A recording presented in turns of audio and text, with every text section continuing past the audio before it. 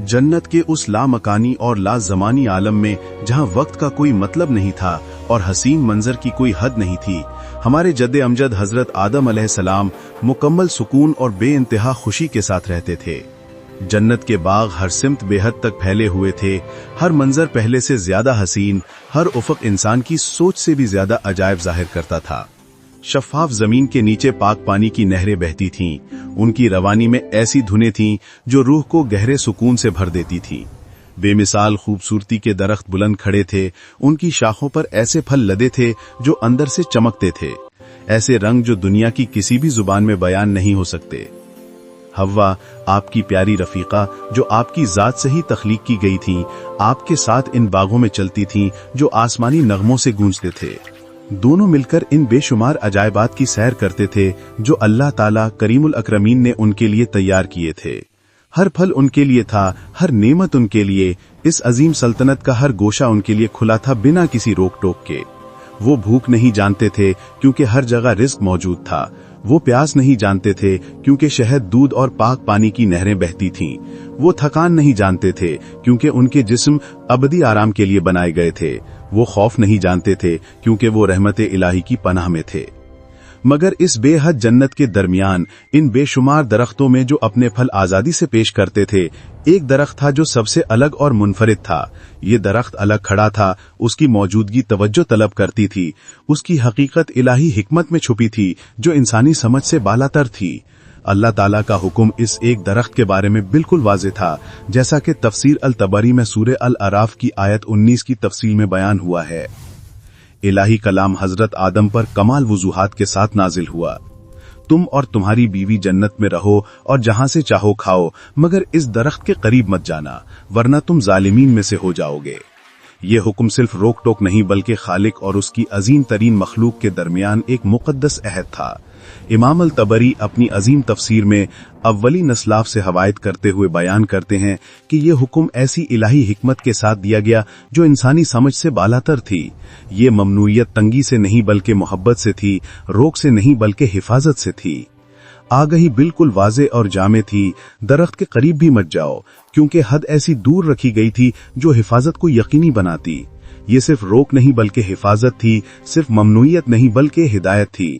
अल्लाह ताला ने अपनी लामहदूद हिकमत से आदम को आजाद इरादा देकर पैदा किया था, चुनने की सलाहियत के साथ, अखलाकी इख्तियार की इज्जत के साथ।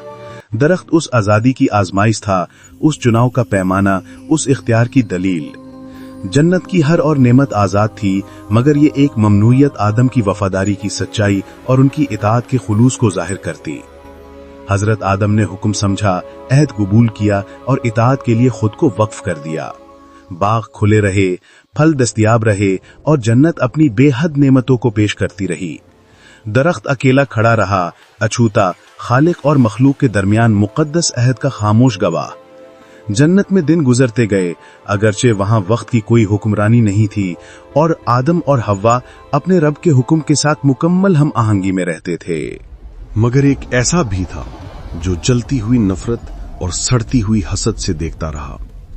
इब्लीस, वो मरदूद जिसे आदम के सामने सजदा ना करने की तकब्बुर भरी नाफरमानी पर रहमत इलाही से निकाल दिया गया था, जन्नत के सायों में जहरीली नीयत से घूमता रहा। उसने अल्लाह के सामने अपनी इंतहाई सरकशी के लम्हे में कसम खाई थी कि वो अपनी पूरी जिंदगी आदम और उनकी नस्ल को सीधी राह से भटकाने में लगाएगा। उसकी कसम हमेशा के लिए दर्ज हो गई। उसका बिगाड़ने का मिशन रब्बुल आलमीन के सामने खुल्लम खुल्ला ऐलान कर दिया गया। जैसा कि तफसीर अल तबरी में सूरह ताहा की आयत 120 की मुफस्सल तफसीर में है, शैतान आदम और हव्वा के पास ऐसी चालाक बातों के साथ आया जो इंसानी तजस्सुस और फितरी ख्वाहिश को फुसलाने के लिए सोची समझी थी। वो खुली दुश्मनी के साथ नहीं आया क्योंकि वो फौरी तौर पर रद्द कर दी जाती। वो वाज़ेह बुराई के साथ नहीं आया क्योंकि वो आसानी से पहचान ली जाती, बल्कि वो सच्ची नसीहत का नकाब पहनकर आया, अपने जहर को फिक्र और दोस्ती के लिबास में छुपाकर। उसकी सरगोशियां पहले धीमी थीं, हल्की तजावीज जो तजस्सुस के बीज बोती थीं। वो देखता रहा और इंतजार करता रहा, आदम और हव्वा के दिलों का मुताला करता रहा। वो छोटी सी दरार ढूंढता रहा जिससे अपना फरेब डाल सके। फिर अपना मौका पाकर वो सोची समझी तसल्ली के साथ बोला, ए आदम, क्या मैं तुम्हें हमेशा की जिंदगी और ऐसी मुल्कियत का दरख्त दिखाऊं जो कभी खत्म न हो? अल्फाज ध्यान से चुने गए थे, उन ख्वाहिशों को फुसलाते हुए जो इंसानी दिल में फितरी तौर पर मौजूद थीं। अबदियत, ऐसी नेमत में हमेशा रहना कौन नहीं चाहेगा? ऐसी मुल्कियत जो कभी खत्म ना हो, ऐसी कमालियात में दवामत कौन नहीं चाहेगा? फरेब महारत से बुना गया था, जैसा कि इमाम अल तबरी अपने मुफस्सल तज्जिये में बयान करते हैं। शैतान ने इंसानी फितरत में मौजूद दवामत और अबदियत की फितरी ख्वाहिश को फुसलाया, इन मासूम जज्बों को नाफरमानी के दरवाजों में बदल दिया। उसने मशवरा दिया कि अल्लाह ने दरख्त उनकी हिफाजत के लिए नहीं, बल्कि उन्हें फरिश्ते बनने या अबदी जिंदगी हासिल करने से रोकने के लिए मना किया है। उसने इशारा किया कि कुछ छुपाया जा रहा है, कोई बड़ी नेमत रोकी जा रही है, कोई ऊंचा मकाम उनकी पहुंच से दूर रखा जा रहा है। फिर वो आखिरी फरेब आया, इतना बेबाक झूठ कि हकीकत की बुनियादें हिल गईं। शैतान ने झूठा अल्लाह की कसम खाई, खालिक के मुकद्दस नाम को अपनी बदकारी की तस्दीक के लिए इस्तेमाल किया, जैसा कि सूरह आराफ की आयत 21 में है, और उसने उन दोनों के सामने कसम खाई, बेशक मैं तुम्हारे लिए सच्चे नसीहत करने वालों में से हूं। इस झूठी कसम ने आदम और हव्वा के पाक दिलों का फायदा उठाया, क्योंकि वो सोच भी नहीं सकते थे कि कोई अल्लाह की कसम खाकर झूठ बोल सकता है। उनकी अपनी सच्चाई ने उन्हें ऐसी बेशर्म धोखाधड़ी के इम्कान से अंधा कर दिया। सरगोशियां जारी रहीं, रोज बरोज, लम्हा ब लम्हा मुजाहिमत को ऐसा घिसते जैसे पानी पत्थर को। शैतान अपनी बदकारी में साबिर था, अपने हमले में मुस्तकिल, अपनी तबाही के ताक़ुब में बेचैन। वो जानता था कि कमजोरी का एक लम्हा काफी होगा, कि होशियारी में एक छोटी सी चूक वो दरवाजा खोल देगी जो वो ढूंढ रहा था। चुनांचे वो इंतजार करता रहा, सरगोशी करता रहा और अपने मौके की ताक में रहा। यहाँ वो गहरी हकीकत है जिस पर तफसीरुल तबरी खास तवज्जो के साथ जोर देती है, ऐसी हकीकत जो पूरी इंसानियत के लिए अजीम अहमियत रखती है। हजरत आदम ने अपने रब के खिलाफ जानबूझकर बगावत नहीं की। हजरत आदम ने शऊरी तौर पर इलाही हुक्म की मुखालिफत का फैसला नहीं किया। हजरत आदम ने दानिस्तगी से मुकद्दस अहद नहीं तोड़ा, बल्कि एक ऐसे लम्हे में जो तमाम नस्लों के लिए इंसानी फितरत की तारीफ कर देगा, हजरत आदम भूल गए। कुरान खुद इस हकीकत की गवाही देता है सूरह तौहा की आयत 115 में, और हमने इससे पहले आदम से अहद लिया था मगर वो भूल गया और हमने उसमें अज़्म नहीं पाया। ये आयत गलती की असली फितरत को जाहिर करती है। ये भूल थी, बगावत नहीं, कमजोरी थी, सरकशी नहीं, इंसानी आजिज़ी थी, जानबूझकर गुनाह नहीं। अरबी लफ्ज नसिया इस्तेमाल हुआ है जिसका मतलब है वो भूल गया, जो यादाश्त की चूक की तरफ इशारा करता है, ना कि शऊरी तौर पर नाफरमानी का। अल-तबरी जलीलुल कद्र सहाबी हजरत इब्ने अब्बास रज़ियल्लाहु अन्हा का हवाला देते हैं, जो इंसानी फितरत को जाहिर करने वाले गहरे लिसानी ताल्लुक की वजाहत करते हैं। आदम का नाम आदम इसलिए रखा गया क्योंकि वो अदीमुल अर्द यानी जमीन की सतह से पैदा किए गए, जो उन्हें हमेशा के लिए अपनी जमीनी असल से जोड़ देता है। और इंसानियत को इंसान नाम दिया गया निस्यान से यानी भूल, जो उस असासी खसूसियत की पहचान कराती है जो इंसानी तजुर्बे की तारीफ करेगी। हम ऐसे मखलूक हैं जो भूलते हैं, ऐसे वजूद जिनकी यादाश्त दगी खाती है, ऐसी रूहें जिनकी तवज्जो भटकती है। ये मुजम्मत नहीं बल्कि बयान है, इल्जाम नहीं बल्कि समझ है। ये भूल जानबूझकर बगावत नहीं थी बल्कि एक लम्हे की चूक थी, इंसानी कमजोरी का पहला इजहार जो तमाम नस्लों में गूंजेगा। इब्ने कसीर अल-तबरी की बुनियाद पर उस्तवार करते हुए अपनी तफसीर में लिखते हैं कि हजरत आदम का दिल पाक था, उनकी नीयत सच्ची थी, उनकी वफादारी हकीकी थी, मगर शैतान की मुस्तकिल सरगोशियां सबर बदकारी के साथ बार बार दोहराई गईं। आखिरकार हमारे पहले बाप के शरीफ दिल में कमजोरी का एक लम्हा पा गए। मुसलसल मशवरा, बेचैन फितना, ख्वाहिशों की लगातार अपील ने धीरे धीरे होशियारी की दीवारों को गिरा दिया। फिर वो मनहूस लम्हा आया जब आदम और हव्वा ने ममनू दरख्त से खाया। उस लम्हे में इंसानी तारीख का रुख तय हो गया, जन्नत से उतारना मुकर्रर हो गया और जमीन पर इंसानियत का सफर शुरू हो गया। جیسا کہ سورہ الاعراف کی آیت 22 میں ہے، پس اس نے انہیں اپنے فریب سے گرا دیا۔ عربی لفظ دلاہما کا مطلب ہے انہیں نیچا کرنا، انہیں گرانا، اپنے جھوٹ کے جال سے انہیں ان کے بلند مقام سے اتارنا۔ جس لمحے انہوں نے پھل چکھا، ان کے آسمانی لباس گرنے لگے، پہلی بار انہیں اپنی برہنگنی کا احساس ہوا۔ نور کے وہ پردے جو انہیں جنت میں سجائے ہوئے تھے، صبح کی دھند کی طرح سورج کے سامنے گھل گئے، جیسا کہ اللہ اسی آیت میں فرماتے ہیں، اور جب انہوں نے اس درخت سے چکھا، ان کے سطر انہیں ظاہر ہو گئے اور وہ جنت کے پتوں کو اپنے اوپر جوڑنے لگے۔ فوری نتیجہ شرم تھی، فوری حاصل اپنی کمزوری کا احساس تھا، پہلا اثر وہ بے چین کوشش تھی کہ جو ظاہر ہو گیا اسے ڈھانک لے۔ انہوں نے جنت کے پتے اکٹھے کیے، انہیں اپنے جسموں پر دبایا، جو پہلے صرف سجا تھا اسے موزوں لباس بنایا۔ وہ باغ جو ان کا خوشی کا گھر تھا اب ان کی رسوائی کا گواہ تھا۔ وہ درخت جو انہیں میٹھے پھل پیش کرتے تھے اب ان کی شرم کے لیے پتے فراہم کرتے تھے۔ بھول کے ایک لمحے میں سب کچھ بدل گیا تھا اور کچھ بھی کبھی پہلے جیسا نہیں ہوگا۔ پھر وہ آواز آئی جس نے جنت کی بنیادیں ہلا دیں، ایسی پکار جو اس بے حد باغ کے ہر کونے میں گونجی، ایسا بلاوا جسے ٹال یا بچ نہیں سکتے تھے۔ اللہ علیم و بصیر نے آدم کو پکارا، اگرچہ وہ پوری طرح جانتے تھے کہ کیا ہوا تھا۔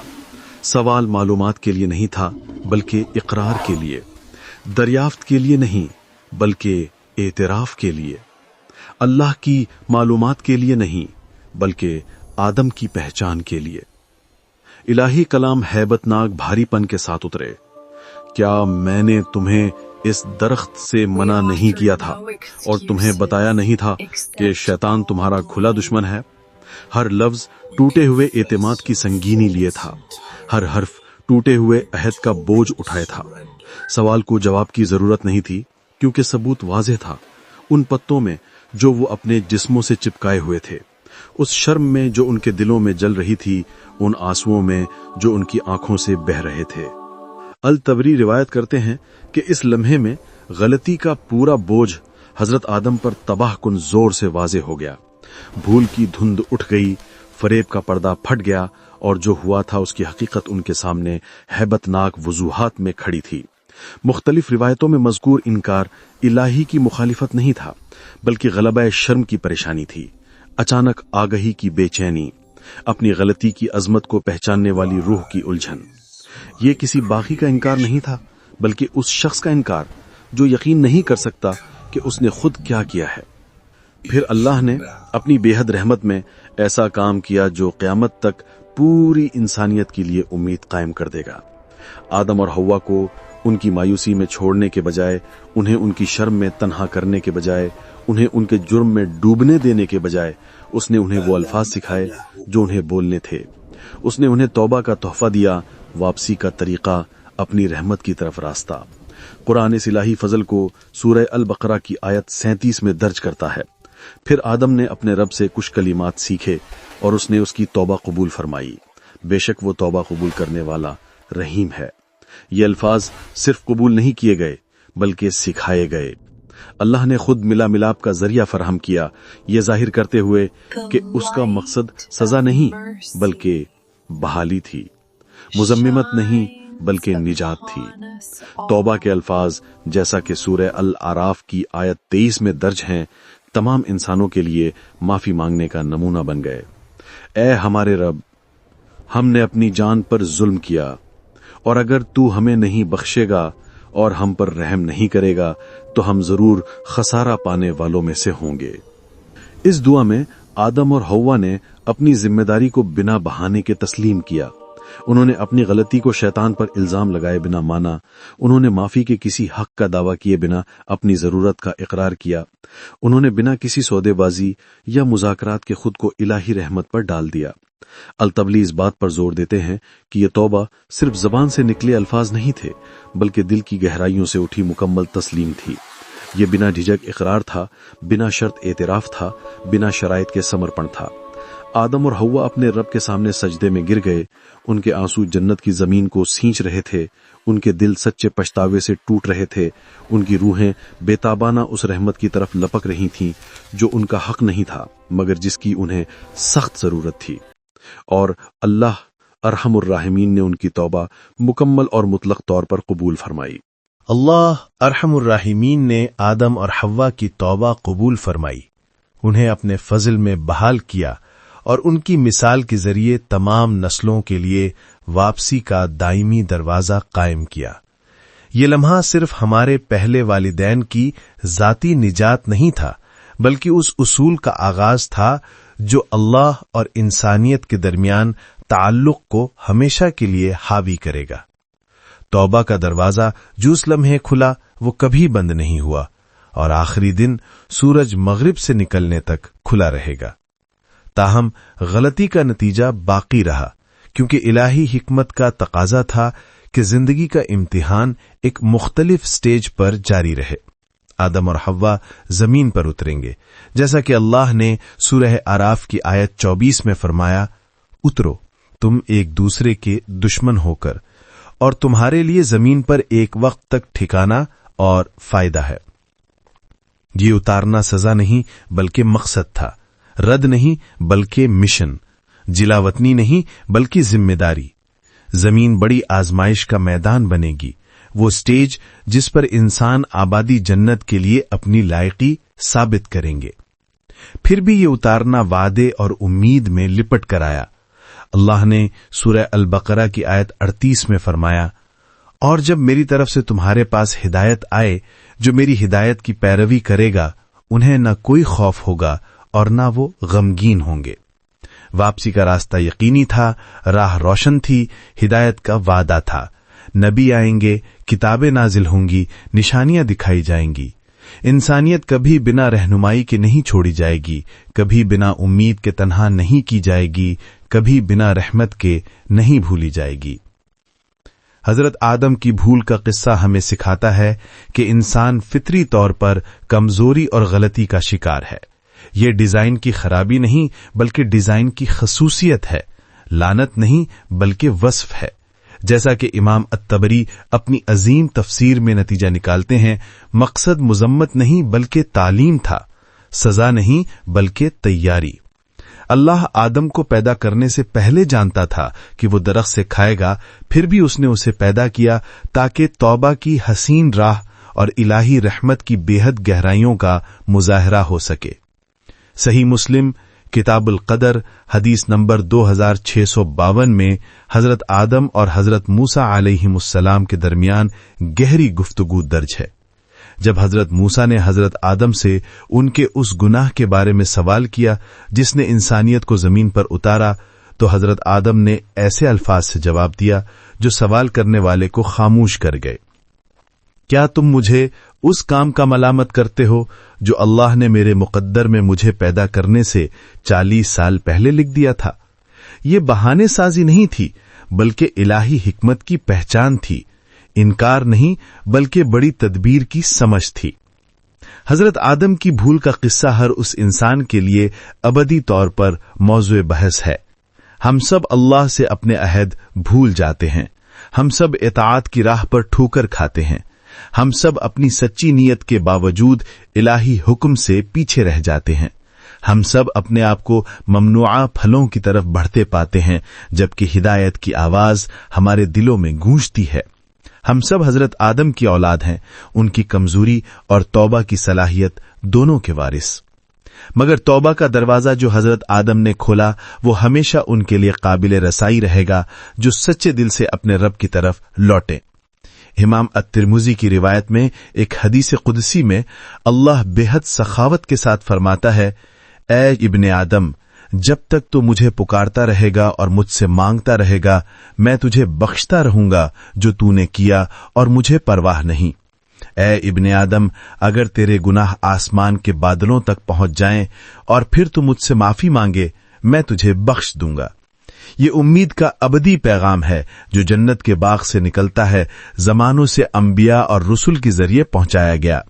हम चाहे कितना भी भटक जाएं, अल्लाह की तरफ वापसी का रास्ता खुला है।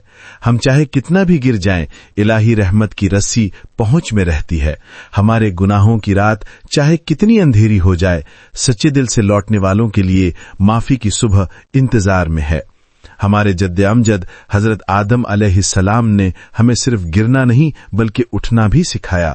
ان کی میراث گناہ نہیں بلکہ توبہ ہے، اتارنا نہیں بلکہ واپسی کی امید ہے، بھولنا نہیں بلکہ اس کے بعد یاد آنا ہے۔